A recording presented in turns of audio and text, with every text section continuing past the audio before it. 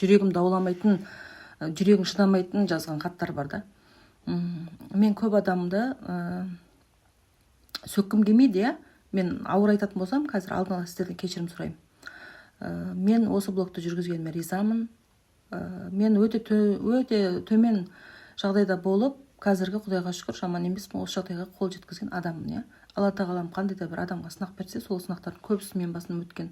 Мен ақшамен де сыналғам, қарызбен де сыналғам, үйсіз күйсіз жүрумен де, жалғызбасты ана болу, денсаулықпен де сыналдым, әжептәуір ауырдым.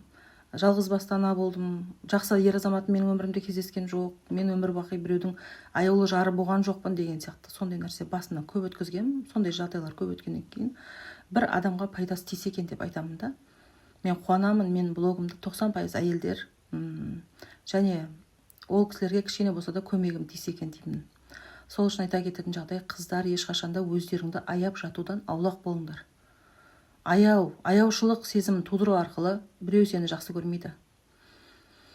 Аяушылық сезім тудыру арқылы біреуден аларсың, 5-10 теңге ақша аларсың, бопты кішкене көмектесер саған да. Бірақ ол саған өсуді, ары қарай өміріңді жақсартуды әкелмейді.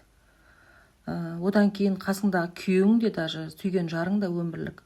Ондай әйелмен өмір бойы өмір сүргісі келмейді. Сол үшін өздеріңді аяп, жылап, сықтап жатуды доғарып, ертірақ осы өмірге белдеріңде бекем болып шығып кетуді ойлаңдар деп айтатын едім да.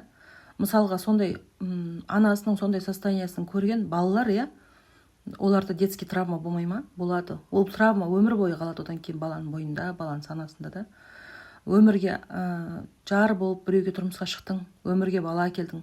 Сол күйеуің үшін болмаса да, балаларың үшін өмір сүруге, жақсы өмір сүруге, балаңа жақсы өмір сыйлауға міндеттісің деп ойлаймын мен. Ол менің жеке өзімнің ойымда.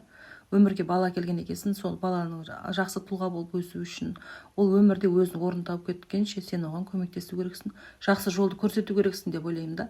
Сол үшін сен өзіңді аяп, жылап, сықтап жатсаң, бала одан бақытты болып кетеді деп ойламаймын. Сол үшін өмірде берілетін мүмкіндік көп, өте көп мүмкіндіктер. Үйтіп жүргенше көр, шық, жұмысың істе, тірлігің істе. Сөйтіп өмірге белсеніп араласып кет деп айтатын едім. Сау болыңыздар.